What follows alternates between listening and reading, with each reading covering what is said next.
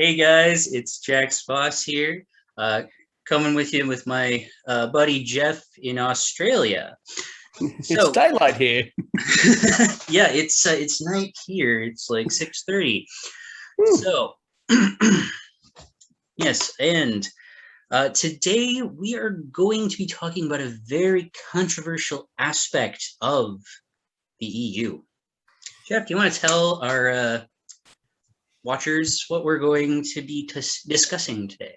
No, because I don't want all the angry comments down below that we're just going to have to filter through for months. No,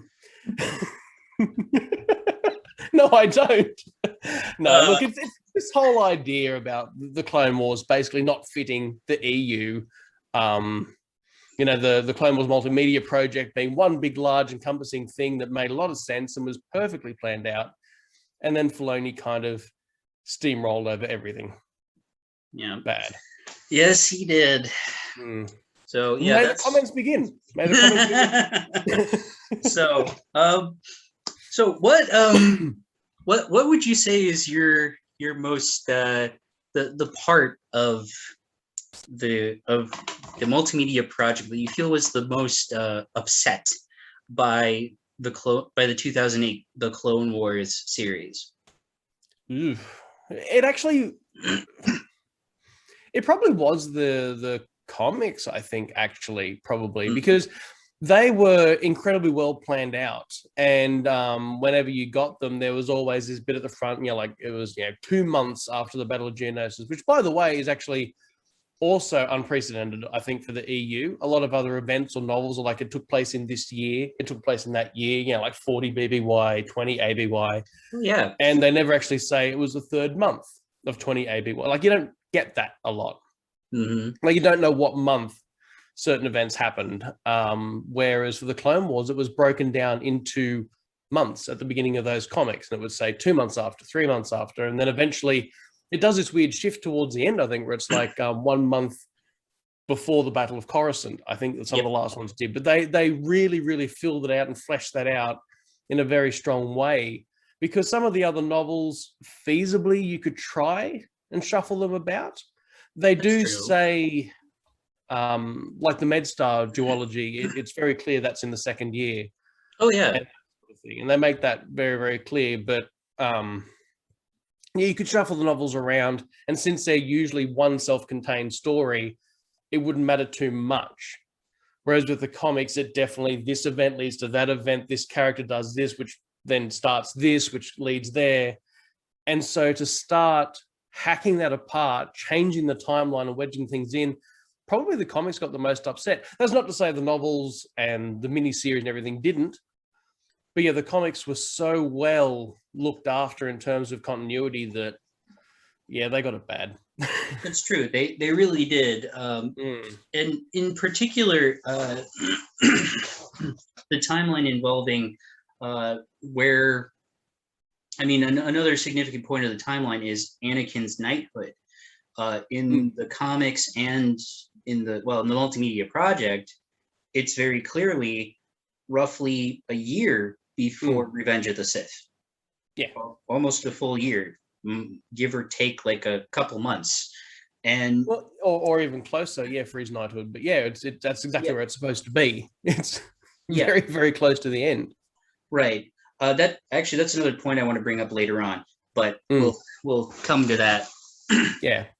But one thing that bugged me about that was the Clone Wars 2008 series. It opens up with Anakin already knighted. Yeah. The comics and the books, most of them take place long before. Yeah. Long before. It's like years. It's 2 full years of the story. It gives him an arc. It gives him development and character, and you see this slow downfall and the elements that lead to it. Right. So, yeah. And he's supposed to be knighted in, I believe it was 20 BBY. And Revenge of the Sith takes place in 19 BBY, kind of towards the beginning of that year. Yep. It's a 3-year war, and there's supposed to be 2 full years, almost 2 full years. It's kind of the same as this. Like the two of us could go into the middle of the woods, middle of nowhere, sit down on a quiet rock and just go, the Clone Wars didn't fit the EU. Just bam, someone knocks a tree over. What do you mean? Like it's always going to be the case. Oh yeah. I was on Instagram. It was like earlier this week, and someone was saying like that it didn't fit the EU, and no, it was Facebook. It was Facebook. And this guy was saying, well, it didn't, like, it fit the EU as much as any of the other books. There's no, like, the books have discontinuity between them. And I'm like, what? And the guy's arguing, and this other guy's arguing with him. And the guy's whole argument was based on timeline references in the books. But that's a common mistake throughout the EU. Yeah. Because sometimes the author thinks that it's supposed to happen at this time, and didn't think to check with Leland Chi or Pablo Hidalgo, who were the guys in charge of the timeline. And and they find, depending on when it was written, right? For some of the earlier EU, that's the information that they were handed. Like when Timothy Zahn said, "Okay, I'm going to vaguely reference the Clone Wars. Where do I place this?" And they told him. They said, "Oh, it's going to be like 35 or whatever it was, years ago, right, or 40 years ago." And like, well, oops, turns out it was 20. Well, from A New Hope, anyway. So it's you've definitely got that problem where they did the right thing. The authors did the right thing, and then when Lucas has gone back to make these movies, I thought, you know what? Actually, if we place them here, it's going to make more sense to me. And it wasn't even their fault. But no, I find at the time it's not the author's fault. Yeah, but I find the continuity between novels fantastic. Like, and usually they expand well beyond where they are as well. I mean, I guess I can explain that in a better way. MedStar again, like when you're first introduced to this droid that turns up, and you discover it's I-5.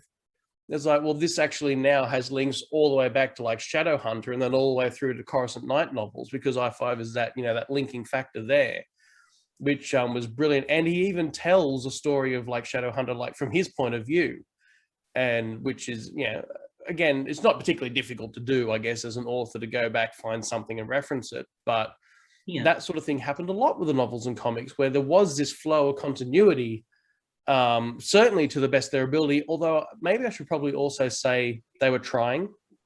Right. That's the main thing for me. There's a certain arrogance in saying my work is going to be above you on the tiers of canon. I'm going to create this T canon. I don't care what you guys are doing. I'm going to do my own thing. Kill characters that are supposed to be alive. Keep characters alive who are supposed to be dead. Just to begin with the problems. Right. These authors, these comic book authors, these novel authors, they were trying their best, and they did a great job 99% of the time. They did. Well, that's where Filoni went wrong. He changed the timeline like crazy, and he didn't care. I will say George made some mistakes himself with that. There some things I won't entirely blame Dave Filoni on. I will put some of the blame onto George Lucas. Arguably, you could put the whole blame onto him because he approved it. Yeah. But from what I understand, Dave Filoni was getting a lot of he was being given a lot of influence, and George just kind of let him do his thing, except when he wanted to do his thing. Well, that does seem to be another overriding factor, I think, is that when authors approached Lucasfilm or whoever was in charge of continuity at the time, they said, "Hey, I want to do this," and they said, "No, you can't." Oh, okay. They're given very strong lists of what you can and cannot do. At one point, obviously, you can't have any more Wookiee Jedi or whatever, or you can't bring Vader back. But if you want to bring Palpatine back, you can do that. And then we have Dark Empire. There's all these sort of things that they're told they can and cannot do. And I keep getting this kind of overriding feeling that even though Filoni might have approached Lucas and said, "Hey, I want to do this," and George said no, and I was like, "I'm gonna do it anyway."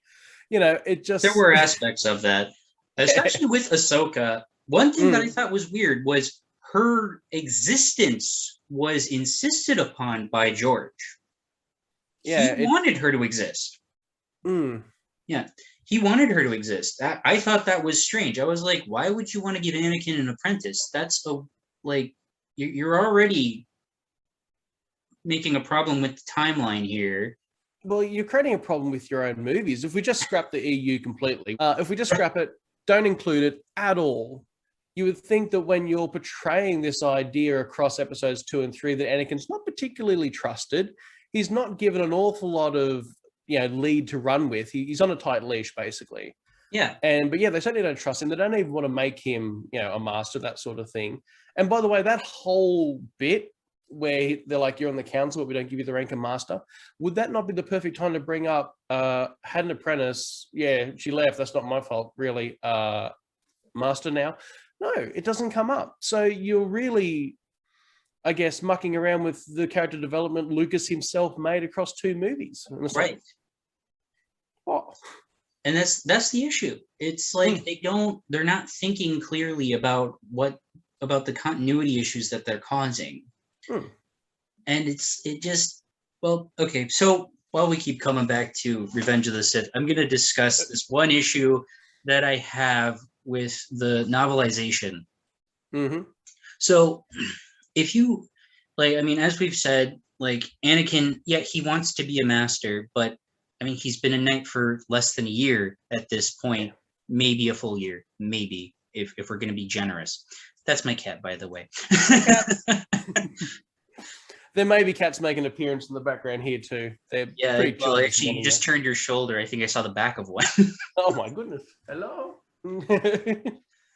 But yeah, I like the novelization, but continue. I love the novelization. I love it. Don't get me wrong. It's just that one little detail that I'm like, this doesn't make much sense to me. Of course, he wants to be a master, but why would he be desperately wanting it right away? He's only been a knight for a year, if we're being generous here. Why would he want it? Why would that be a driving force for him from the beginning of the book? It doesn't make sense for him to be wanting that at the very beginning of the book. Granted, he should be wanting it when he's being offered the position of a counselor. Okay, you're getting down. Oh, kitty. Yeah. Unless it's a way of just framing his general impatience about a lot of things. That could be the case. But yeah, I definitely get what you mean. People do though, don't they? You get an apprentice in any job and within a day he thinks he knows better than anybody else. It does seem to be the sort of thing that a lot of young, headstrong people would do. So it seems weird to you and me, obviously. But I guess... Yeah. That's the last thing I want to do. Knighthood, as far as being a Jedi goes, my field is electrical, so I'm a tradesman, and the way that they're set up, it's set up like a trade system. You have a master or a journeyman who's training an apprentice. And then the apprentice eventually becomes elevated to journeyman when he's reached enough of an understanding. Yeah. Granted, they have it more in the traditional medieval concept of tradesmen, where you had to be, where both your master, who could have been a journeyman himself, it was rare, but it did happen, or had to say that you were ready to be a journeyman, and he had to get together with the other masters and they had to agree. Yeah. So it was that kind of a concept. And to be a master, they had to all say, yeah, welcome to our ranks. It wasn't if you wanted to be a master, you worked at being a journeyman generally under a master already. And you were, which is why you'll notice the way that the Jedi system is set up in the Sith War comics, the Dark Lords. It's set up in that kind of a system where you have the Jedi Master, the Jedi Knights. They call themselves apprentices, but they're still knights. Yeah. And it's quite clear that they're knights. And you can tell there are definitely people below them. In fact, if you look at Ulick and Kay versus Nomi, it's quite clear Ulick and Kay are above her in the system. Yeah. She's actually technically, she would still be considered, because they didn't know the term for Padawan yet. It didn't exist yet. That Lucas hadn't determined. It would be Padawan. She would have been a Padawan. Yeah.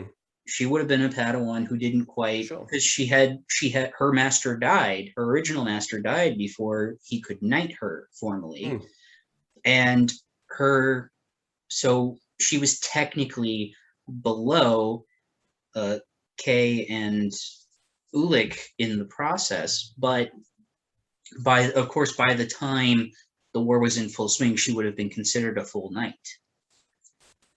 Yep. So it's an interesting way to look at it. That's the way it's meant to be in the way that it was set up originally. And it's certainly not the sort of journey you can take in half an hour. Right. Yeah. Right. No, I'm just saying, like the actual journey though, like for Anakin. Oh yeah. How quickly he wants to aspire to these things. Right. Well, I will say I do understand his desire to be a knight when he's 19. You have to remember Obi-Wan was 25 or 26. Yeah. I'm not sure how old exactly. But they have an explanation for Obi-Wan's situation. He leaves the Jedi Order for 2 years? Almost, something like that. It was 2 straight years. He wasn't even in the Jedi Order, and it took forever to get him back into the Jedi Order. Anakin, so that's a full explanation. I mean, granted, Anakin was 10 when he was brought into the Order. He was 10 years old. He was 2 years younger than Obi-Wan was when he was made an official apprentice. That's if you think about that, he's fallen behind a lot. He's got a lot to catch up on. Yeah. Right. Anakin spent 10 years of, well, not 9.5 really, of his life being a normal kid. Well, normal-ish. I mean, well, as far as a slave can be normal, and vaguely aware of Jedis in the Force, very vaguely aware. Right. He seemed to know as much as they carry lightsabers and they do good stuff. That's kind of his understanding for 10 years. Right. That's a pretty good understanding for 10-year-olds. Yeah, especially not bad. Especially on a remote world. That's very good understanding. Also, he did kind of have to grow up a little bit, eating a slave in a junk store, and before that in a Hutt's palace. So, you have to life, that kid. Yeah, he did not have the easiest life, and he didn't even have a father in any concept. No, not even. Yeah, but I mean, I swear, if you look at the way Qui-Gon is with him, Qui-Gon is almost like a father to Anakin. Yes. Which is another bit I actually like about the EU too, I think, is at least it gives Qui-Gon and Anakin a little bit more time together. Oh yeah, that was one thing I liked about the novelization for The Phantom Menace. I thought that was good. It kind of developed their relationship a little better. So one thing I wanted to talk about was Alpha and even Cody a little bit too.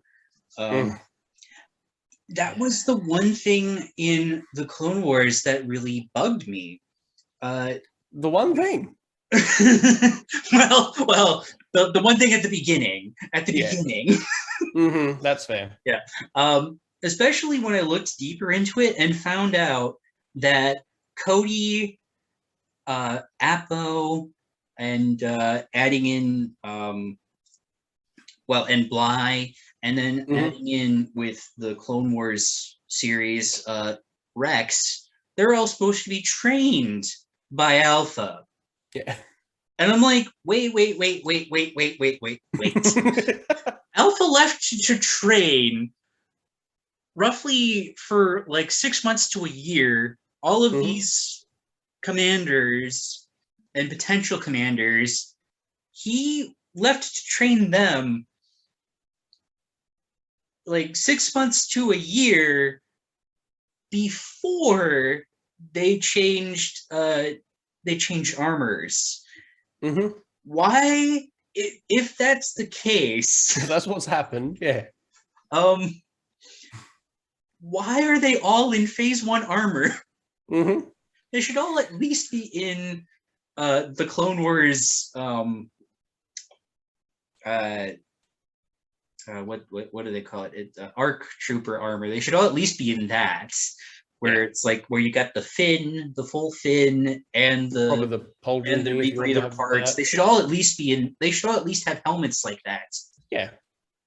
Like, and I'm like, that doesn't make sense at all with that. Like, so you're saying like a few months into the Clone Wars. So these dudes just Battle of Kamino happens like a few weeks into the Clone Wars. And that happens a few weeks in. That's where we get the ARC Troopers into the story, because for some weird reason, the Kaminoans loitering around. The Kaminoans didn't want to let the ARC Troopers go because they were too independent. But then I get it, I guess. But then you get but then the Jedi like them, so they're like, okay, take them, whatever. We're fine with it as long as you're happy with it. It does seem to be a predetermined design flaw, doesn't it? It's like, we're going to train these guys to be specially independent, be able to critically think on their own and that sort of thing. And then when they start thinking on their own, you go, ooh, not that. No, come back. It's like a design flaw. They're too self... they're too independent. Bring them back. They've done too good a job. Yeah. I mean, they weren't wrong with the amount of them that weren't particularly good with orders or questioned orders or just straight up left to go have their own lives. It's true. I mean, if you look at Alpha, he argues with Obi-Wan on occasion, and like there are like a couple times where he argues with Obi-Wan, and you're like, oh, he's not a normal clone. Any other clone would be like, yes, sir. Yes, sir. Go on. Yeah, 100%. So right. So and it certainly wasn't the biggest thing, but I can see why it would bug you a lot. Yeah, I mean that was one thing that annoyed me at the beginning when I started looking into this. And Rex was originally supposed to be Alpha, and when you look at him in the show, he's literally like a cross between Alpha and Fordo. Yeah, like he's like a blend of the two. And I also never understood the idea of changing the name. That was just like, yeah, I thought that was a weird thing. It was a weird reason. Do you know the reason? Well, the reason I've certainly heard was that there was just too many names starting with A. Yeah, that was George Lucas's reason. Yeah, he's like, we need to not have so many A names. We have 4 A names, but they added so good. It's like we need to change one of these. He didn't say we have to change the clones' names. He said we have to change either the clone or the apprentice. One of them has to change. But if the apprentice is the one that was added last, you'd be like, well, let's just change. Right. What? Why are we changing the established character? Right. But I mean, the thing is, though, is Star Wars has been full of alliteration from Lucas himself. Like, it never confused anyone, right? When they watched the first movie, and Luke's just come from Tatooine, and then when Tarkin's like, "Hey, where's the Rebel base?" and they find out it's on Dantooine. Like, no one ever looked at these 2 planets with the last name Dwayne and go, "Wait, was that where Luke came from?" Like, no one got confused by this. No. Or Empire Strikes Back, where you've got Cloud City and what Leia, Lobot, and Lando are all trying to get out of Cloud City. Right. And it's like this. No one was like, "Wait, is that Leia or Lando? Which one's Leia?" Like, it never was a problem. Right.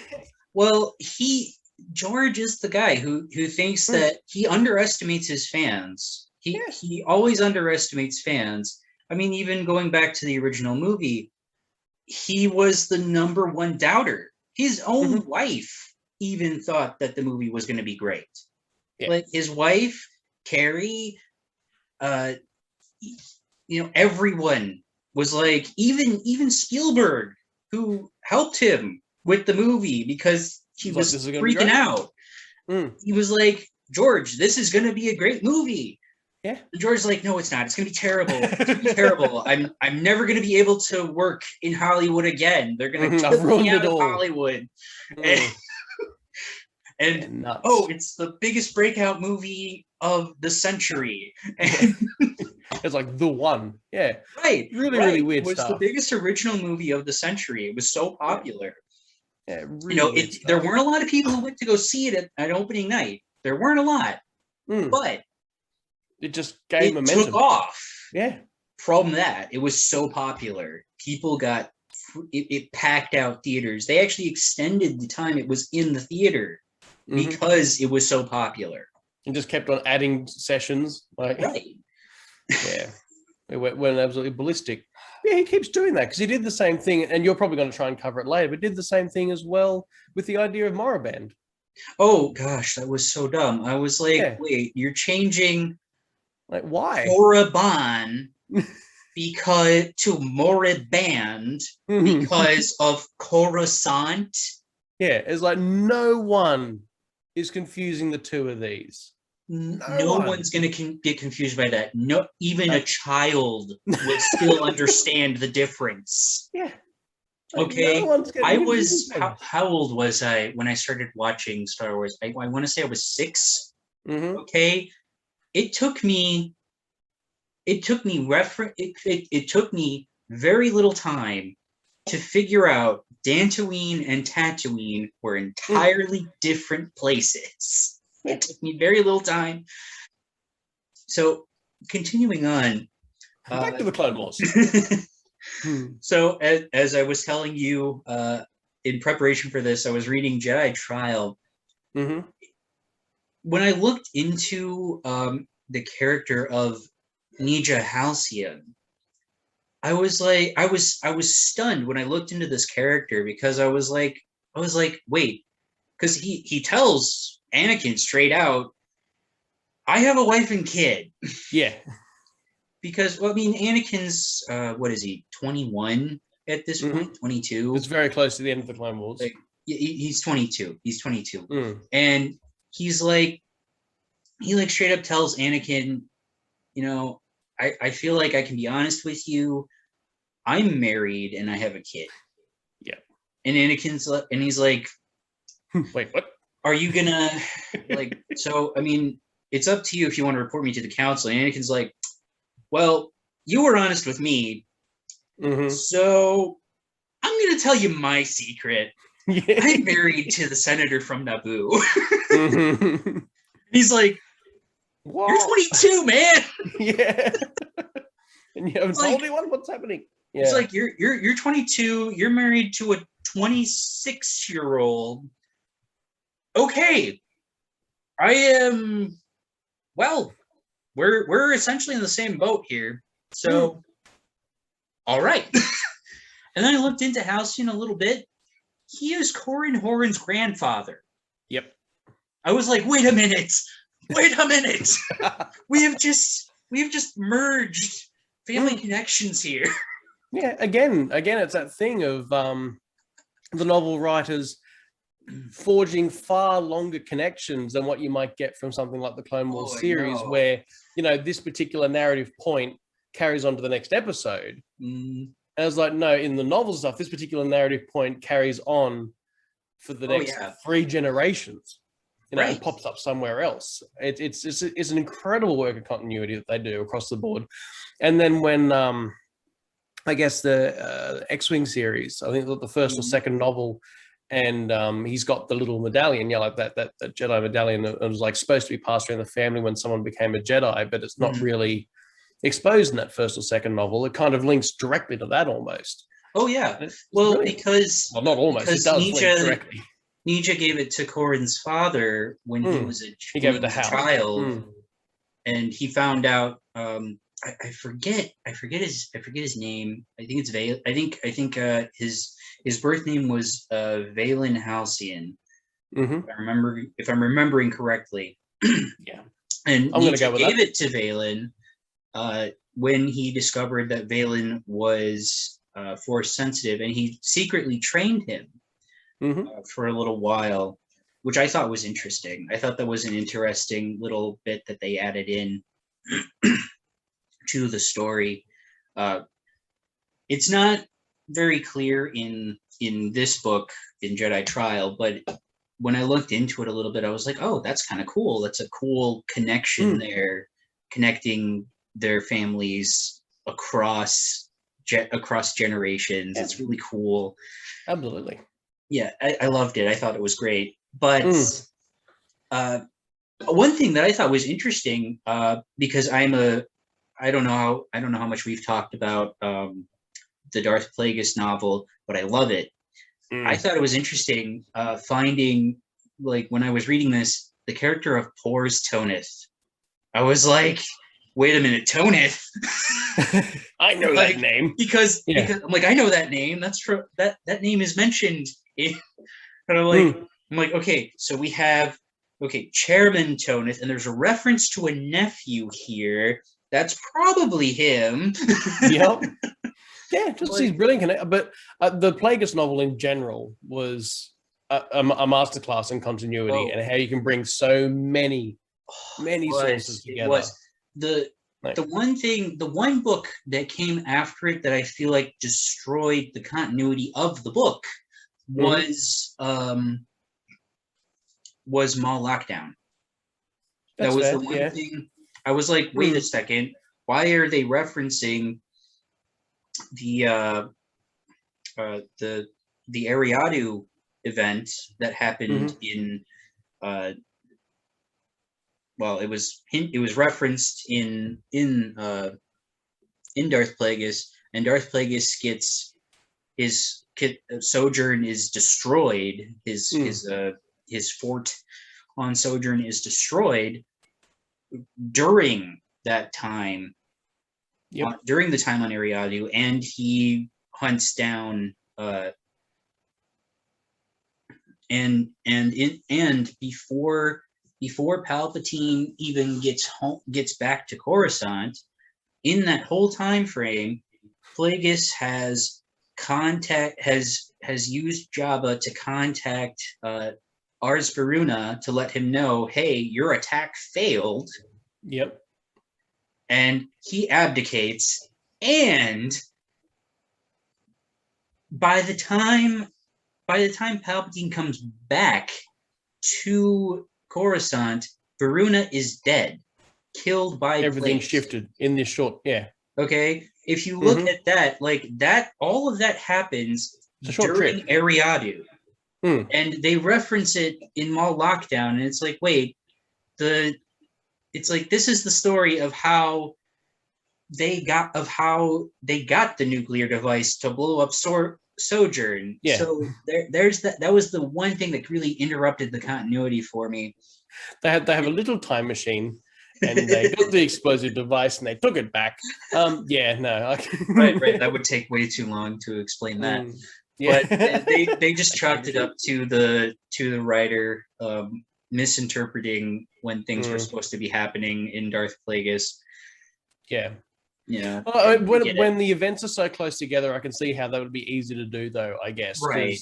If in particular, I don't know. I mean, I feel like if I was writing a novel, I wouldn't want to go off the top of my head. I would want to go back and really research something so pivotal.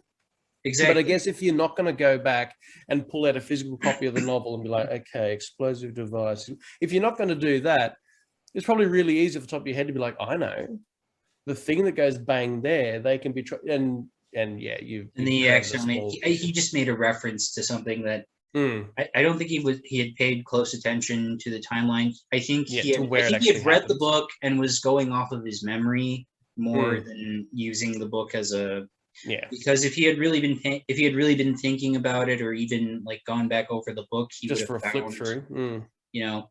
But anyway, so that was one thing that I thought was interesting. Like when you look in the EU, how everything like ties together, even when even when it doesn't fit, even when the timeline is even when you reference things in the timeline that technically are happening after this, it's still like it's not a huge deal. I mean, like I don't mind when dates are a little are off by a year or two. I don't mind when when an author accidentally references something that's supposed to happen after this. Well, it's that also okay. happens. I mean, that happens in real life. You know, there are famous historical figures where we guess where they were born within a year or two of where they were probably actually born. Like we don't know. Right. We don't actually know what happened there. And I mean, historical events, most of the historical events we can certainly nail down, but some historical events are largely lost to time. Right. And you'll have historians that don't even know where the battlefield was. Some will say, I think it was that hill. And other guys say, no, I reckon it happened on that hill over there. It's exactly. So when you're looking at, and that's real world. So within Star Wars, yeah, I don't mind that. Right. It's like any bit of history. Like I've read a lot about Emperor Constantine, and I've read multiple sources, and there are inconsistencies between them all. Very. It depends who wrote it, when they wrote it, what they were basing that off. Like some of the best historical sources that we have on certain events were written 200-300 years after it happened. Exactly, and that's the thing. Well, and you have to remember, this is a galaxy far, far away, and it's a long time ago. Yeah. Okay, so and this is in the period of the original and the prequels. You have that's like a few thousand years as far as our concept of a long time ago. You go further back, it's even longer ago. And it's like it's still and forward, it's still a long time ago, just not as long a time ago. Not quite as long. Yeah. They're catching up. Right. Like, and that's the thing. Because no matter what, it happened way in the past. This is the history of a world of a galaxy, actually, that we are seeing from a far off distance. So there's going to be minor inconsistencies. And it also depends on where the inconsistency comes from. Right. Is it from the author or is it from a character? Because I could just tell you conversationally, oh, my family's been in Australia for hundreds of years, and that's just me largely exaggerating. And then someone goes back, they say, no, actually, Jeff's grandfather came here from Ireland. Like, it's not, no, it's been a few decades. What's he talking about? This is inconsistent. There's been a discrepancy. It's like, no, I was just largely exaggerating. Well, I mean, in the prequel era, they constantly say that the Republic has stood for 1,000 years. It's just a term of phrase. Right. That's an inconsistency on two fronts. Because the Galactic Republic has been around for significantly longer, for almost like 40,000 years, give or take. Even on that, I might even be a little shy. How long the history of Star Wars is. Like I don't even remember how long it's been around. A long time. Well, 25,000 years, we've still got stories. So and if you go from the time of Darth Bane and the time of the Ruusan Reformation, that happens exactly 1,000 years before the Battle of Yavin. Yeah, so still not 1,000 from that's the prequel not era, 1,000 years. That's 900 some.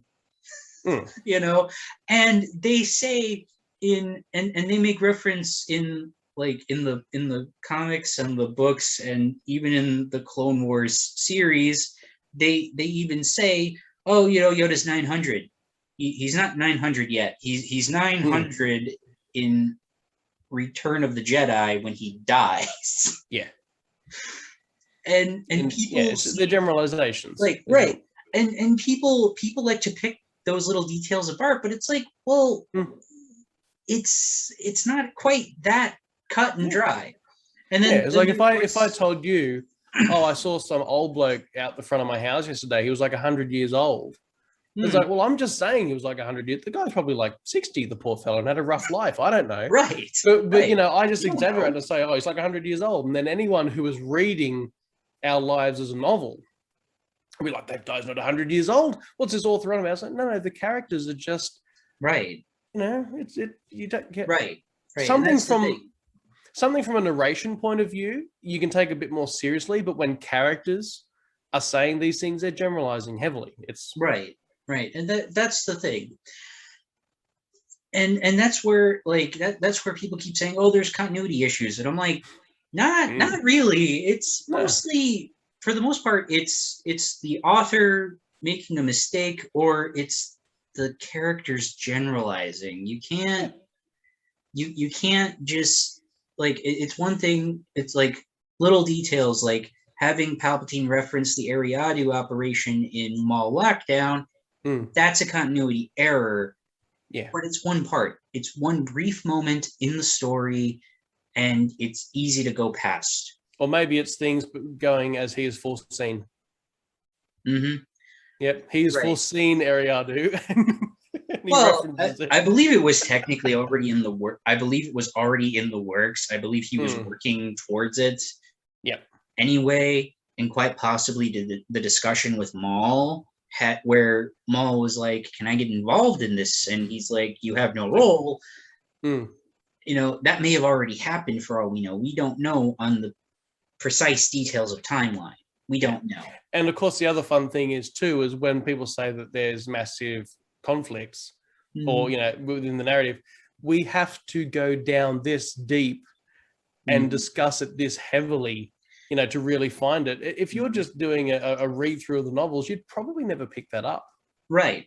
Well, and another thing to look at is that every book is written by a different author. So there, you know, and you have to bear that in mind. Like if you look at any historical reference book or document and cross-reference them, you'll find inconsistencies just off of those things alone, because they're all written by different people who've had different sources. You know, granted, they'll have sources that overlap and say the same stuff, but there will be inconsistencies because there's a contradiction somewhere, because every source has their own view. Yeah, well, I mean, again, I guess with the EU, which we keep coming back to, some of the things are written simultaneously as well, which is why we have a few hiccups with what was it, the original Clone Wars series, and Labyrinth of Evil. I think there's a couple of wobbly bits there, and essentially what's kind of happened is the two writers, or at least Lucino, has gone and found out what's happening, and so at the time the both things made sense. They were both completely in line. And then at some point in a certain draft, a detail has been changed, but the fact that that detail has changed hasn't gone back to the author, who's also writing at the same time within a different format. And now suddenly the TV series doesn't quite line up with the novel anymore. It's like, well, well, they don't have to be exact. They don't have to be exact either. And that's the thing. Like, yes, there's a little discrepancy between Labyrinth of Evil and the micro series, which, by the way, is one of my favorite things to watch. When I'm not watching the movies, it's one of my favorite things to watch.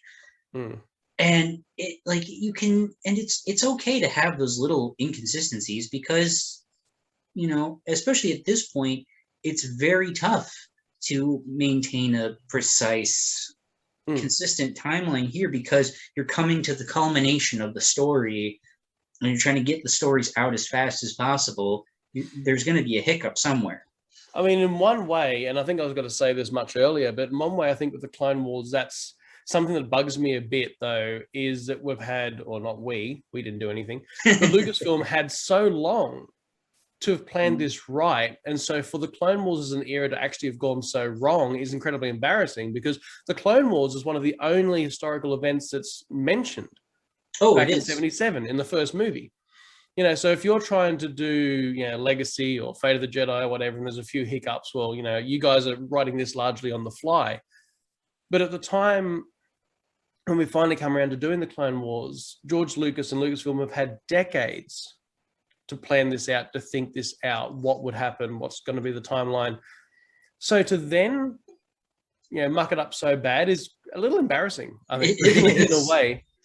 A little embarrassing, but again, I guess it was done really well between the comics and novels and the games and blah-de-blah, and the series was done exceptionally well. We had the entire conflict from beginning to end, covered all the way from the Battle of Geonosis, all the way down to, I guess, Mokana, which would have been, well, very much the end. Every event labeled out perfectly. And so, to have that come and steamrolled over was embarrassing. It was very tough. Yeah. So let's discuss characters that kind of got screwed up. The two that immediately come to mind, are Quinlan Vos and Barriss Offee. Yeah. Those are the two that come to mind as the most. Yeah. I mean, look, Quinlan Vos has always been a character of many colors and phases and everything else that's going on. And I do at least like at the end of the comics, at the end of the Dark Horse run, that it was Lucas himself that pulled Vos out and said, no, actually, we're not killing that character. I need him, which I suspect was for Underworld or Underground or whatever that TV series was. I suspect that was his plan. Yeah. He intended to use him for that. Yeah, so with Quinlan, when he's had such an interesting life and kind of towing the line between dark side, light side, having conflicts with the Jedi, like working with Dooku. He's certainly had enough color that you could muck around with him a little bit and get away with it. But Barriss, absolutely not. In terms of Jedi, who are already supposed to be a peaceful order, she's on the peaceful end of the peaceful spectrum of the Jedi order. She's a healer. Right. That was one of the things I loved about her, and that's actually I got my wife to agree to let me make a costume for her for when we get to go to conventions again. When's that gonna be? Yeah, God, I don't know. I'm hoping it's not too long, but I got her to use Barriss Offee as a template. Because her outfit's excellent, and I even showed her pictures of one of the MedStar covers where you see Barriss healing a clone. Yeah, like with the hands out across the clone. Yeah, and I love that. I love it. It's such a beautiful scene. It's such a beautiful picture. And it's just like, I can feel her healing the guy. I can feel it. She's really not a combatant, and I mean, she certainly can fight, like any Jedi, certainly can. But she's primarily a healer. And I would say out of all of her stories, anytime you ever see her inch anywhere near the dark side would be Fojai is like this mercenary guy when they're on Dronga. And he's very, I guess, offensive to her. Like he's fought a Jedi before and won. So he's quite arrogant about all this. And he riles her up. There's a couple of moments there where she gets quite close to just being like, I really want to deck him. And there's a really fun scene as well where they have a little bit of a disagreement. And so as Fojai is leaving the room, she just uses the Force to trip him, just like 1 foot pump, and he falls over, and she just gets a little bit of pleasure out of that. And I mean, that's kind of as far as her dark side or aggression usually goes. She's just tripping a dude going out the door. So to then turn around and like bomb a place and kill people was just, what's happening? Right. Well, and that's the kind of thing that a good chunk of Jedi in the New Jedi Order, they like when they're annoyed with somebody, they'll do something like that too, because it's like, it's like you're just eating a pill, and so here you go. Little trick for you. It's absolutely bizarre. And then he obviously didn't even think of, what was it, Reversal of Fortune, that comic, which is set at the very end. Like Order 66 happens, and she's still a Jedi. Right. She's still a Jedi at that point. Like, she's clearly not arrested or whatever was supposed to happen there. So you can't help but think it's like we've got a character who is peaceful, who is a healer, who does not have an evil bone in their body. And when they get truly annoyed, the worst thing they do is trip somebody. Right. And mind you as well, when she does get annoyed, those times where she does feel anger or like, I could kill this guy, I'm not going to, but when she feels like that, it's in defense of the Jedi. It's in defense of the good. Like someone's just offended the Jedi Order and she's really annoyed by that. So to have that character treated that way, and particularly when she's already established as still being a good Jedi later, was bizarre. And there's so many other characters who could have chose to have that happen. Like. And in the EU, it causes a major confusion where it's like, here we are, we're like a year and a half maybe from the end of the war, but at the end of the war, she's got an apprentice and she gets killed here. That's not, you can't match that up. It doesn't work. Like it's like good Jedi here, bombs a place, still a good Jedi when the apprentice dies there. Right. It's like it just doesn't work. And as you said, with Master Peel as well, was the same thing where already established as having died well after Order 66, during what Coruscant Nights, the second novel or the first? Anyway, it's one of the two. Which one? Yeah, but it is certainly him, and he certainly dies there, and it is certainly after Order 66. So to then, again, if you do want to kill off a character, there is any multitude of Jedi that are still unaccounted for.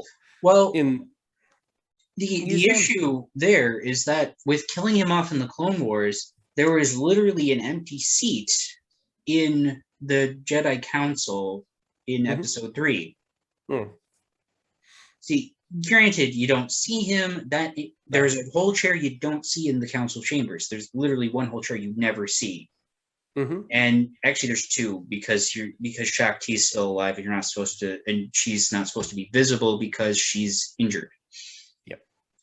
But there's a vacant seat altogether with him dead, and it's like, can we address that? It's like with killing off even Peel here, you have not only ruined a whole book, you have you have a vacant seat in the Jedi Council that it would be nice to have filled.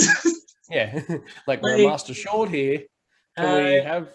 Yeah, right. Well, the guy was supposed to be a Jedi man. He was supposed to be a counselor between all three movies.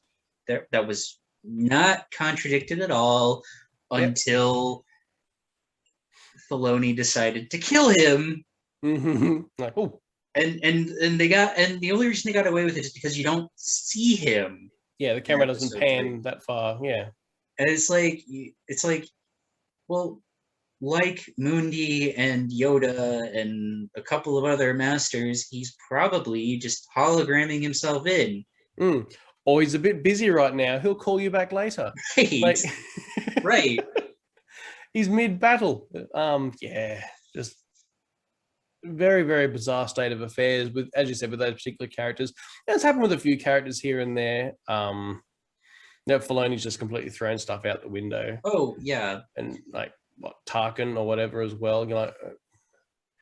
Tarkin was never a military guy in the EU before that. He was never military at all. He was always a political guy, always political. He was vice governor or lieutenant governor. I don't remember what they called him, of Ariadu. Before working his way in Moffs and Grand Moff. And then by the end of the Clone Wars, he is the governor of Ariadu.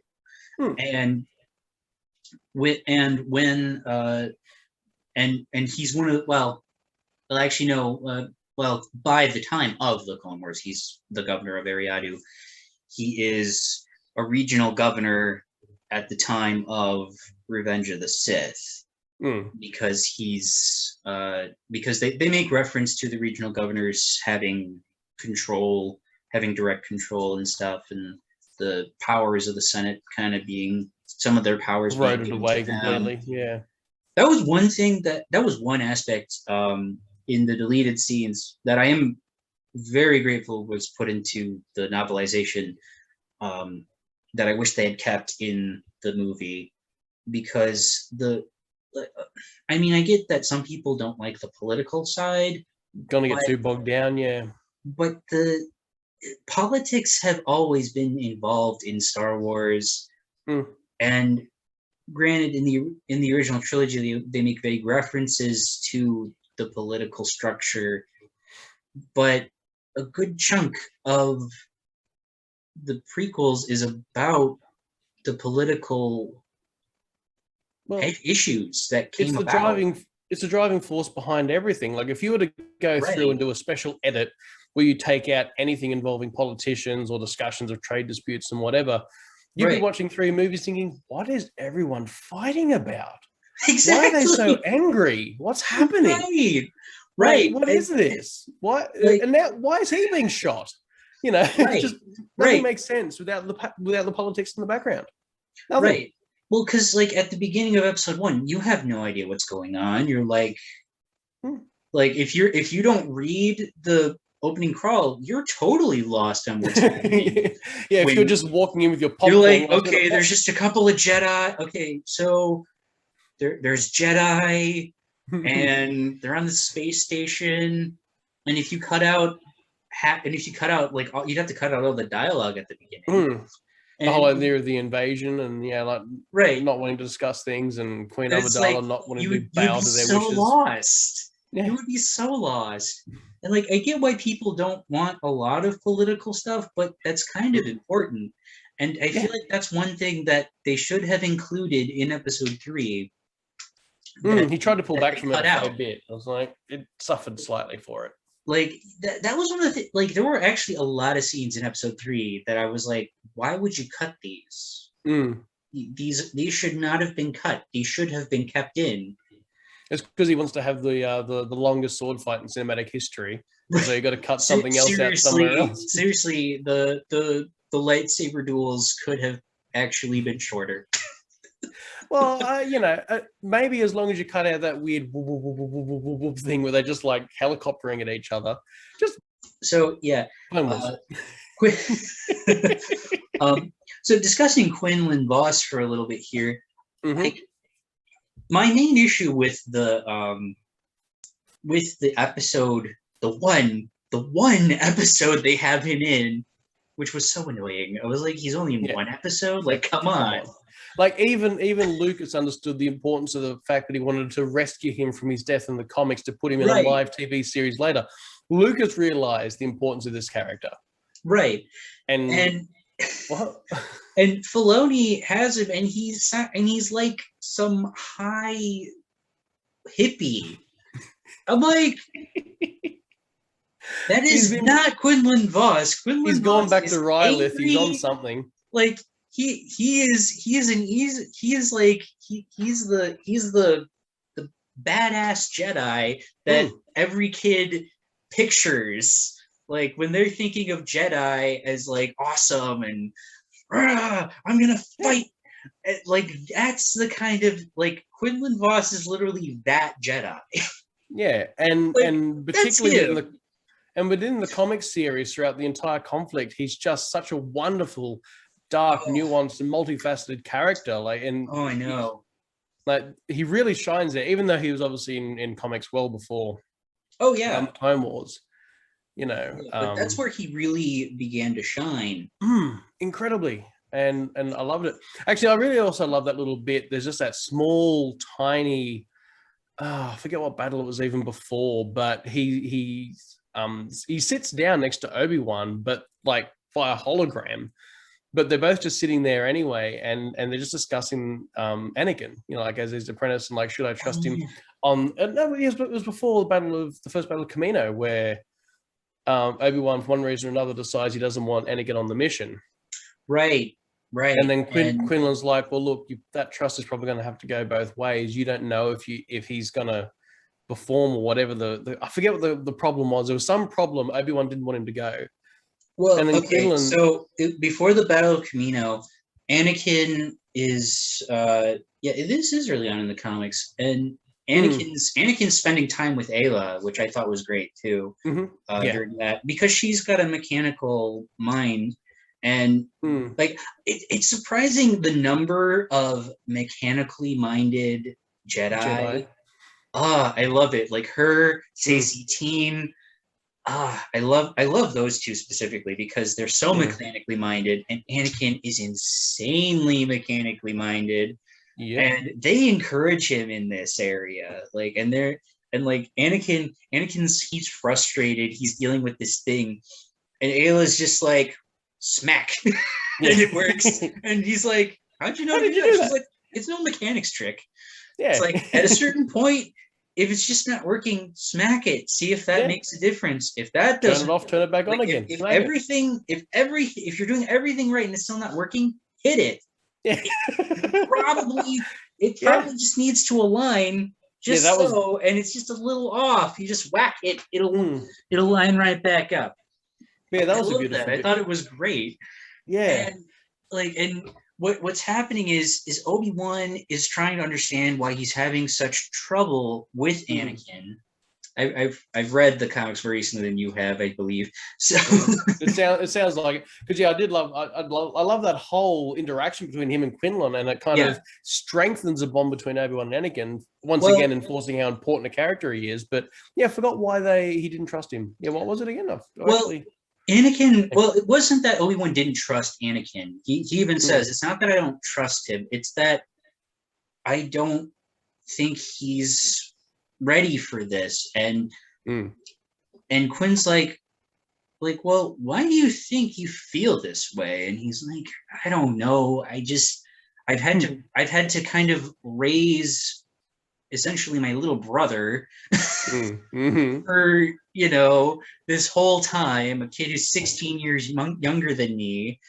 And it's been really tough. Because I kind of had him thrust upon me, and Quinn's like, well, that's it right there. You never chose him for your apprentice. You took him as your apprentice because Qui-Gon asked you to. On his death. Couldn't say no at the time. It's like you took him because Qui-Gon told you to take him. Like, you have to choose him. You have to make the active choice to choose him as your apprentice. And you'll notice that from that point on, the way that he is with Anakin is entirely different. Yeah. It's an entirely different way that he treats Anakin. He treats him so much better. He treats him as, as the person he's supposed to be, and he doesn't belittle him like he has been doing. Yeah. And then to juxtapose, I guess, that Quinlan that we know, who's been so close to the dark side, who's lost his memory, who has fought toe-to-toe with Mace Windu, who then brings together Anakin and Obi-Wan and strengthens that relationship, to then just boil him down to this bizarre parody that he was in the Clone Wars is just, it's doing him wrong in so many ways. It was a very deep character who was, I guess, overlooked incredibly and parodied, just straight up parodied on the screen as something entirely different. It was bizarre. Well, and that's the thing. We don't want, like, it's so hard to go through that. I'm trying to think of, like, the one thing I'm not entirely opposed to the show existing, but I am. Well, no, listen, hear me out. I think the biggest mistake that they made with the Clone Wars was focusing on Anakin and Obi-Wan. I mean, if you just look at the first two episodes, they're not even about Anakin and Obi-Wan. The first two episodes are about Yoda and Plo Koon. I'm like, first of all, I personally believe they should never have even done the movie. The 2007 movie should never have been done. That was a waste of time. it added elements that all it did was introduce you to the main characters, 4 of which you already know. Although, what I do love about that movie, though, is no matter how intense these debates rage on about the Clone Wars versus the Multimedia Project and the EU and all this kind of stuff, no matter how intense these debates get, everyone on both sides forgets that movie existed. Right. Like, no one brings it up at all. Like, they will pick away at everything, but both sides like, wait, there was what movie? Like, we've just forgotten. It was just that inconsequential. It just mattered that little. It's hard to forget when you see it in the theater. You see, it wasn't very popular, but I was one of the few who saw it in the theater. I liked the movie. I thought it was a good movie. And, you know, I like, for what it was. I mean, it was cheesy and it was kiddish, so, you know. But I like cheesy. I mean, I still rewatch Ewoks and Droids TV series all the time. I clearly love cheesy and kiddish. Right. I mean, you bear that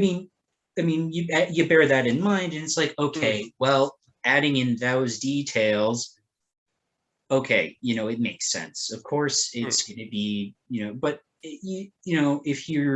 but it's still, it was still a good movie. It was a good story. I didn't hate it. Ahsoka it just didn't make an impact. Ahsoka, though, I was like, why is she here? I'm not sure I agree with this. I think the concepts that they have in the Clone Wars when it comes to showing the clones as real people, like, I don't mind that.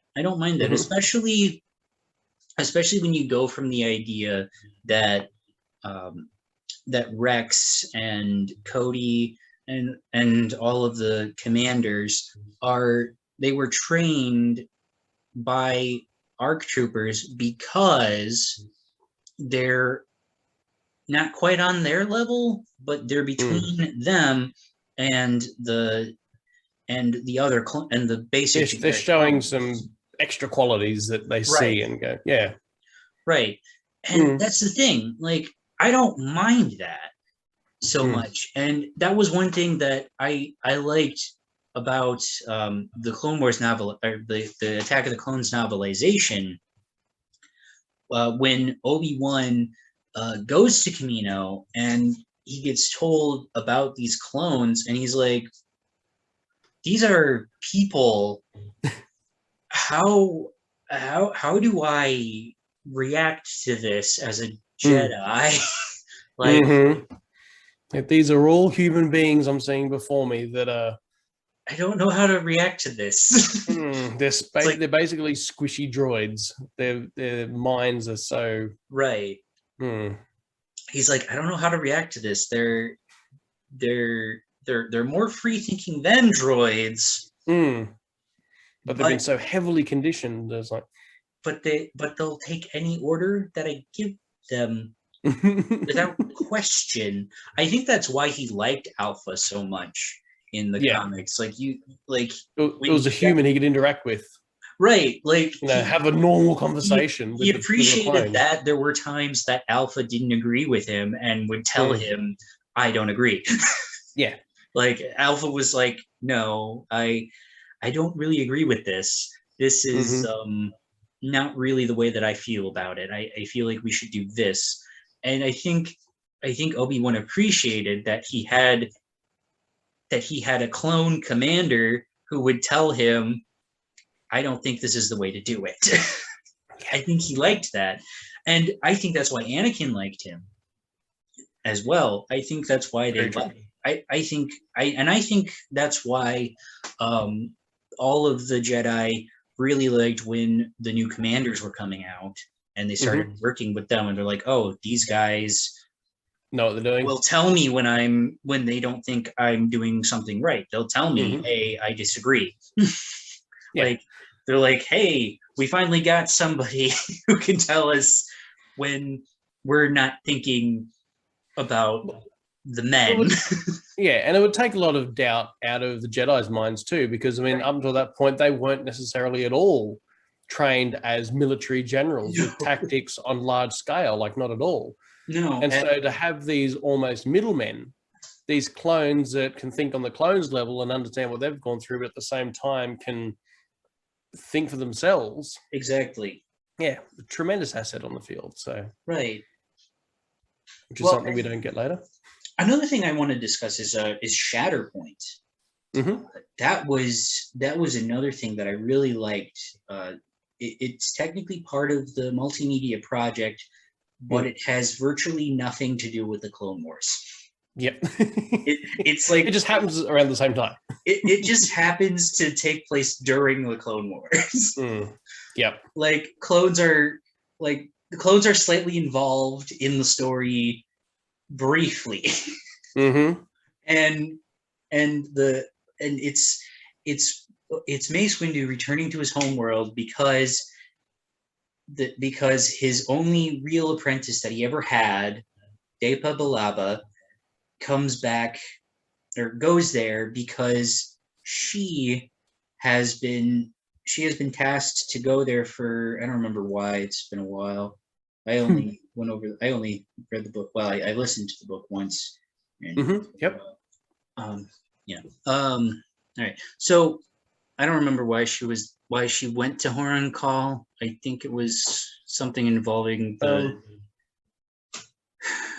I want to say it was something involving the force sensitivity of the Coronae, but I don't really remember why she went that. Well, it's kind of hazy. It very quickly ends up being the not important part. I know it's like they tell you like right at the beginning, and then you get so engrossed in the story that you forget the reason. Yeah, it's such a great story. Otherwise, man, it's fantastic, and like you don't even know what really happens to Depa. You really don't, because she doesn't die. She doesn't die. Mace takes her home, and and then there's one moment in the comics where Mace is like, it's like she's in one of the med bays. You know, if you want to see her, I don't remember who she's talking to even. And he's like, if you want to see what can happen to a Jedi who gets pulled into a dark void, by all means, go visit her. Go on, yeah. Like that's essentially what he said, and that's the only other time that I can think of that she's even alluded to as still being alive. It's a good bet that she was killed either by Anakin or by a clone, and I believe Anakin being incapacitated either. I think Anakin technically takes her seat. If I'm remembering where she was positioned in the council chambers, I believe he sits in her spot. Yeah, which would certainly explain why there was the empty chair and there for him to take. Yeah.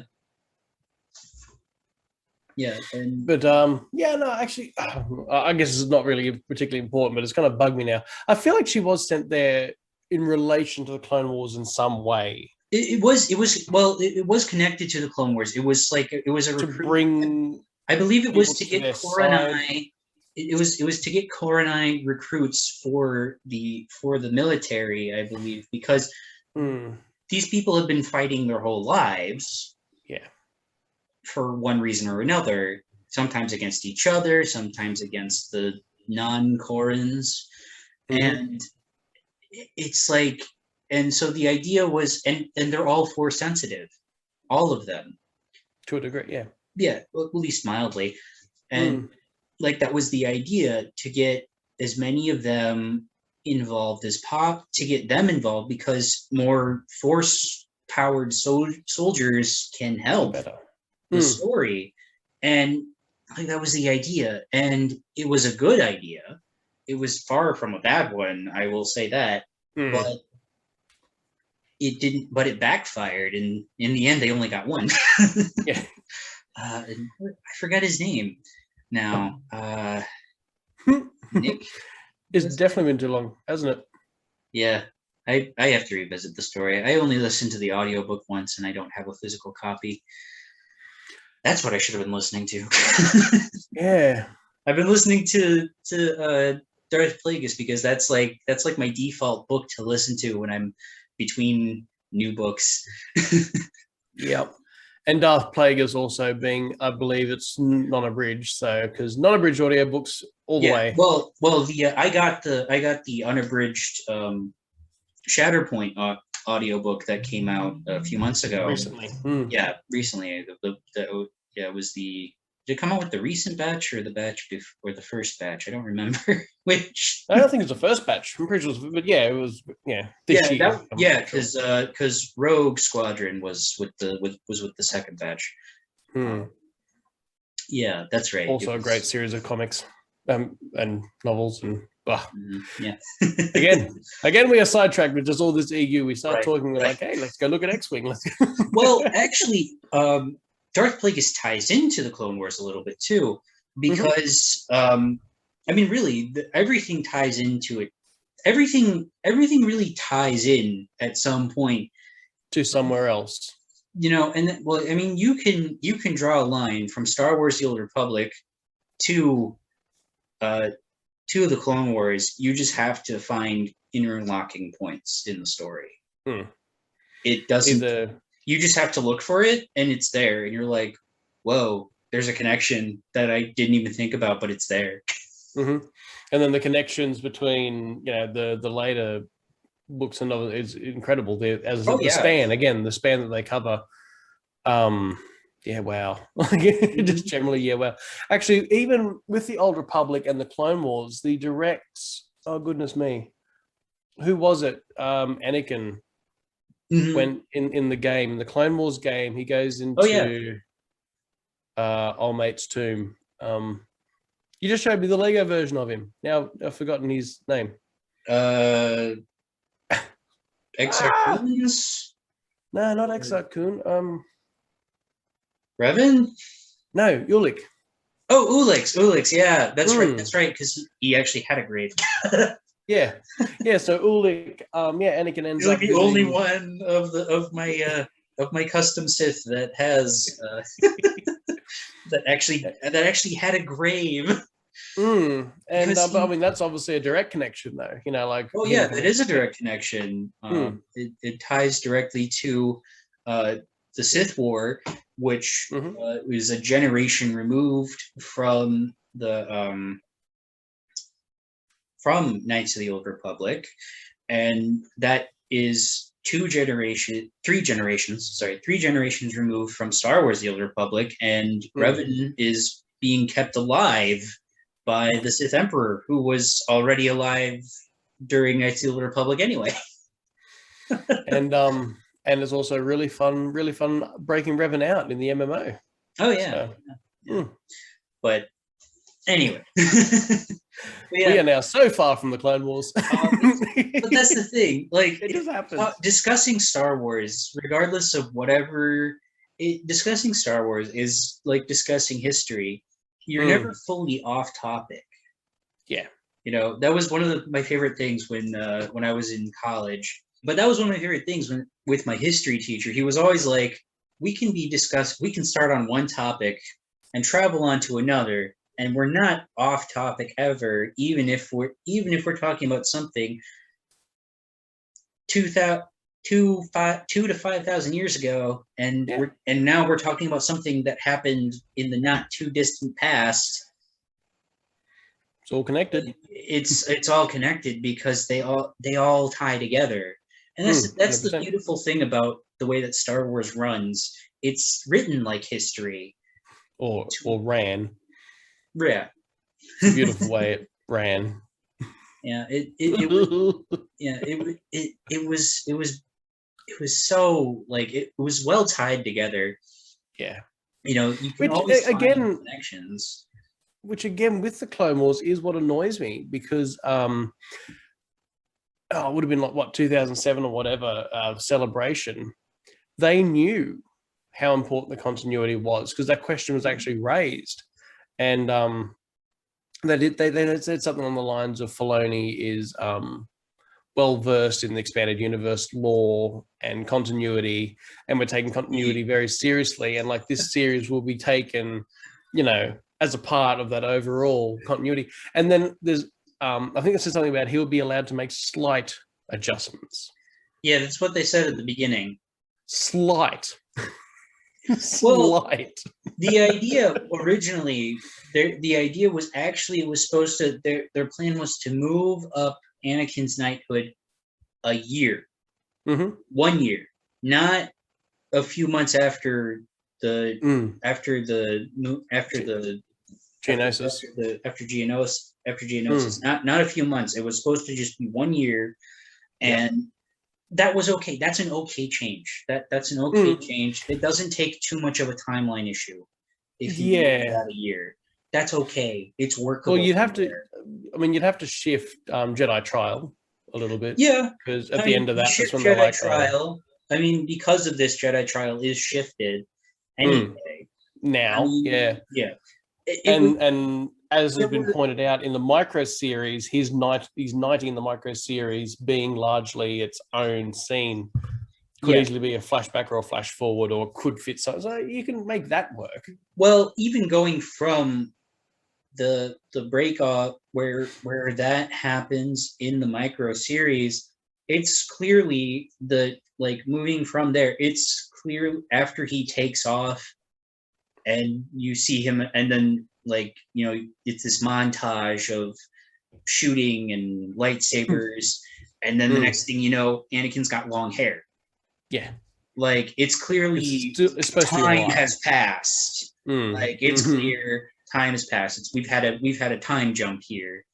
Yeah, it's clear. It's supposed to be that way. They didn't and that, I will say, that is the one thing in the comics. He's already got the long hair. In his first appearance in the comics, where he is, they say, "Congratulations on your recent knighthood," which was 2 months ago. I'm like, his hair's long already. Why is it long? He's just sticky taped on the back. He's popped a bit of extra on there. What do you do? Put extension in his hair so that it looks like how he wants it to look when it's fully grown out? I feel like they should have. I don't mind Obi-Wan having his hair cut. I don't mind that. That's easy. His hair's short, of course. But they should have shown Anakin's hair growing, which is the one thing I do appreciate that they did with the Clone Wars series. I do appreciate that they did show his hair growing. That is the only thing that I do appreciate. They really do have a way of showing, okay, time has passed. Anakin's hair is longer. Ahsoka's a little taller. Her montrals are growing out more. Her back leg has grown longer. Little things like that. I like that. Okay, I like that kind of stuff. When you can see, when in a visual medium, you really should be showing gradual change, not just direct change like they did. There it is. That was the one thing that I was like, wait, his hair should not be that long yet. His hair's oh, what happened? A little bit longer makes sense. It would have worked if they had just had it a little longer, sort of like they do at the beginning of the Clone Wars series. I don't mind that. It was just that one thing that I was just like, okay. But it's one detail that I'm not gonna flip out about. It's just one detail. I just drawing attention to it because it's funny. Well, it's kind of like we were saying before. It's like when there's small details, if people are visiting a planet that blew up last week, you've got a problem. Right. If someone's haircut is a little bit off, that's funny. Right. So there's levels of continuity error that we're willing to accept, and it's arbitrary. I'll give you that. It's arbitrary, and it's each fan for themselves as to what level of error they want to take on. Right. But the hair's just funny. That's fine. No, it's the hair. It is what it is. One thing that I will say, I wish they had addressed in the show, showing again that they weren't really paying attention. It would have been nice if they had addressed when Anakin and Ventress are fighting, if they would have addressed the fact that she gave him his scar, like they have interaction off and on. Why is this not addressed? Like, why is this not happening? Like, come on, the scar should come up. Like, she should be taunting him about it or something. Like, and then speaking, I guess, of the micro series and the comics for that matter, and the enemies that Anakin might face, where's Dirge? Right. Right. Where'd he go? Dirge is just dropped. I know the reasoning, and it just sounds so lame, is that he was too difficult to animate. So they just dropped him entirely. He's really not that hard to animate. Well, it's just rubbery bits, isn't it? I mean, either animate him. Well, that only applies if you're showing his full ability. I was going to say, as long as he's in his doesn't armor, display that. For the most part, I mean, if you look in the comics, he hardly shows that at all. He's just a big, muscly dude in armor. Right, that's what he looks like, and that's all he needed to look like in the show. Like, and allegedly, it was that he was too difficult to animate, so they just dropped the character altogether from the entire conflict. Don't mention it at all. They literally had a whole bounty hunter focused. They had they had a whole season that was practically bounty hunter focused. Dirge would have been perfect in that. Heck, nope, he gone. A good chunk of the whole concept of Cad Bane, like a good chunk of what he does, Dirge could have done. Yep. I'm like, they could have used Dirge instead of Cad Bane a good chunk of his time. I don't mind the character of Cad Bane. I don't like his name, but I don't mind his character. I'm like, he's a Duros. Why would his last name be Bane? Well, I guess that's the other fun thing, isn't it? When Lucas is up, thinking people might get confused between all names that start with A or planets that sound kind of similar. I was like, well, this guy's called Bane, and there was another Bane, and which Bane is Bane? Like, right. Surely that would register more confusion. It doesn't for me and you, obviously, but for other people, right? If they're just like, if they just vaguely say, "Oh, did you read that comic with Bane in it?" and you're like, which Bane? Like, it's right. Right. Well, and they have Darth Bane, a spectral image of Darth Bane that looks nothing like Darth Bane. Shredder. It's just Shredder. Seriously, it looks like Shredder. It's just like it's like this is so clearly this is clearly you literally took Shredder and just gave him fiery eyes and made him look like a Sith Spectre. And I'm like, that's so ridiculous. And yes, Filoni knew continuity, and he took the time to make references to existing things. But when it came to the Clone Wars itself, he just did what he wanted. Yeah, references themselves aren't really enough. As much as I've not watched these new films because I just couldn't be bothered, and I will go to my grave not watching them. People will get excited sometimes when they say, "Oh, they've mentioned a certain Revan." There was Revan got mentioned as the name of a battalion or something. I actually have no idea. I just know that Revan got named. It's not even in the movie. It's in a source book. Yeah, but I watched the movie. It's not in there. And they're like, "Oh, it's a reference. It's a reference. Ooh, it's a reference." Like, that's not enough for me. That's not enough to completely rewrite or reestablish things, but then just reference a name. Like, well, that's not enough. There's a lot of authors, I think, that know their lore very well and deliberately draw references very well. Abel G. Pena, that's a guy who obviously has written an awful lot of, I'd almost say behind the scenes. I don't know if he's actually particularly well known. A lot of Star Wars fans, not too well, but but he's done quite a bit. He's the total opposite in that he will find something, like he'll get an old Marvel comic that didn't quite make sense, like Skywalkers, like he did with Skywalkers, and he takes this old comic, and at the time it was a continuity horror because it was written before Empire Strikes Back, and the idea was that Obi-Wan had turned up with Luke's father and Anakin, and you're like, ooh, because once that big reveal is there, it's like, well, he couldn't really have turned up with Luke's father and Anakin, and then he's managed to get this story, make it make sense using the whole concordance of fealty, using that idea that they've swapped lightsabers. He puts it in the Clone Wars. He actually makes it work. And like that would be something that I'd be impressed by. If they were doing that level of detail, of continuity, bringing things together during the Clone Wars series, I'd be super impressed. Right. With that kind of thing happening. But instead, what we get is this absolutely lackluster sort of, I've mentioned this name, so it's nowhere near the same. It's not what I would expect. No. And it's not what I'd expect from what I guess is supposed to be their flagship telling as well, because if you're looking at it from Lucasfilm's perspective, and if you walk into Lucasfilm's headquarters and you say, hey, what's the definitive version of the Clone Wars? Well, they're going to show you Filoni's series. Oh, yeah. They're not going to show you Dark Horse's comics or the novels or anything else. And so when they show you something that doesn't line up with anything else, it barely lines up with Lucas's films, it's embarrassing. Oh, yeah.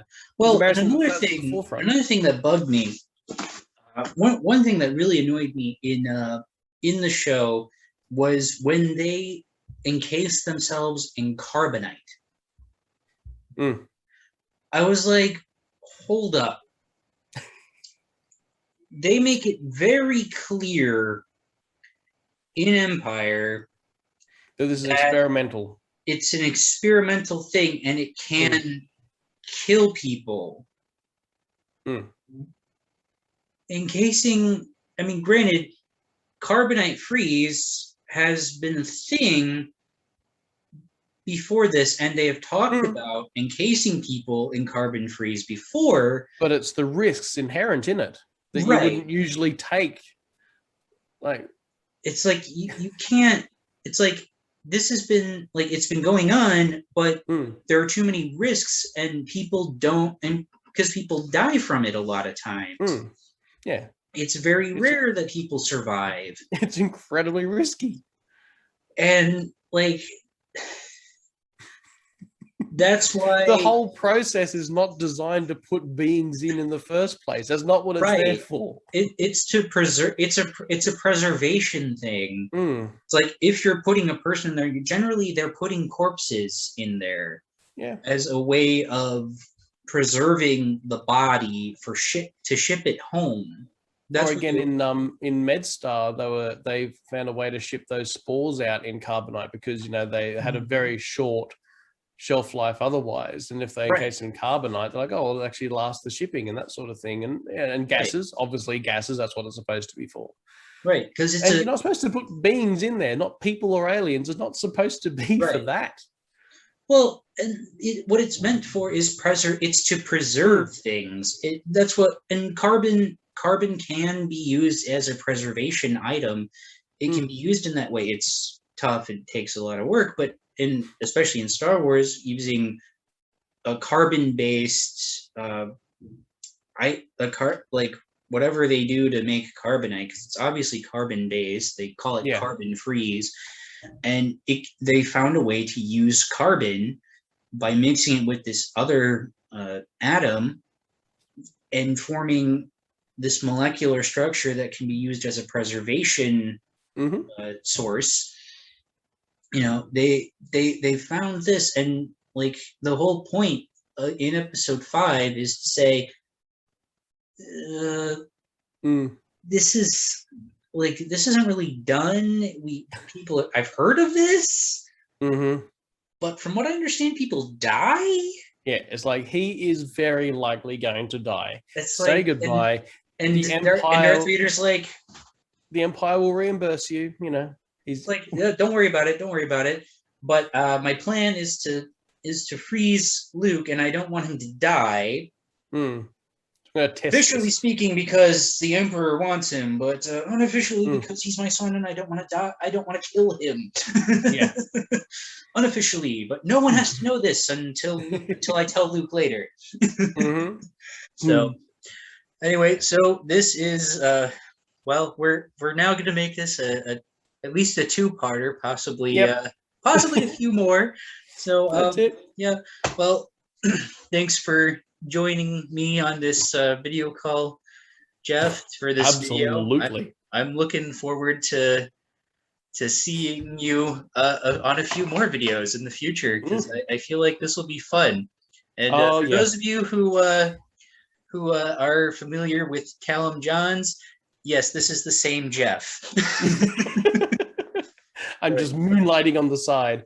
Actually, I've got another video to do with Cal soon too, so you can keep an eye out for that. Yeah. We're plugging. I believe Cal is getting prepped for another video soon, isn't he? They've got that. There's that Heir to the Empire series that's been coming out on YouTube. There's 2 more episodes of that, and I've been holding. That's right. I keep forgetting to check up on that. Well, I deliberately don't, because I kind of want, when I'm with Cal, to be an actual reaction to it. I guess I kind of mostly follow you guys on that too, because like for me it's more fun to watch this and get your guys' reactions when it's up there, as opposed to watching it myself. As long as you then watch it yourself as well after, because they are doing a really good job, I think, with most of the voice. Like most of the voice actors are great, and the sound effects, and they're doing a really good job. Like that whole series has been good. So yeah, give them a plug. Give everyone a plug at the moment, apparently. No. Well, and I mean, and you, me, Cal, and a few other friends who are mostly here in the States, we're all working on our whole project, which this is actually the first time I'm mentioning the project on here. So we're working on a project. We're not saying what it is, but we're working on a new project. It's definitely hush hush, but yes, it is a new project. So it is. We're hopefully gonna start actually getting the recording aspect of it started soon. Hopefully by the end of the year. Start that now. Just started right now. Hopefully by the end of the year, we'll have at least a few pieces to go from, and then we can start. I feel like you've given them a hint too, by the way, haven't you? Given them a hint there. I have. Yeah. Maybe I have. I didn't. Recording. Oh yeah. Oh, that type of thing. Yeah. Well, it is a recording thing. It is recording, and it is. Well, it's somewhat similar to what the Heir to the Empire people are doing, but it's less detail, less intensive. It would take so much more time, especially because it's a bunch of people across the U.S. and 2 guys in Australia. It would take so long. Even do even remotely on their level. But we are planning on releasing it in pieces. That was my plan anyway, to release it. Which would be nice. Yeah. Well, once we get that's why I broke it up the way that I did, to release each one at those points, different times. Just because it'll be easier to section out and then put the whole thing together later. I hope that's what they're planning on doing with Heir to the Empire. He has actually said that once it's all once the first book is collectively done, whack it together as one thing you can watch, and then move on to the second, I guess. So this could easily be a 20-year project for somebody at this pace, but we'll see. What I will say though, when that movie is released, I'll talk to Cal, but I would like to get on a video call with you, with the 2 of you, and review the whole thing together with the 3 of us. I think that would be fun. That would be. I would like to do that. That would be fun. That would be fun to do. All right. Well, Jeff, it was good seeing you. Good discussing the Clone Wars and Star Wars in general. That's always fun for me. Well, until soon. So well, hopefully we can do this again. Hopefully next month. So let's try to do this monthly. Can do. Yes, that won't be a problem. All right. Well, have a good one, and hopefully all of you watching will enjoy this and the subsequent videos. And be kind in the comments. Please do. All right. May the Force be with you all.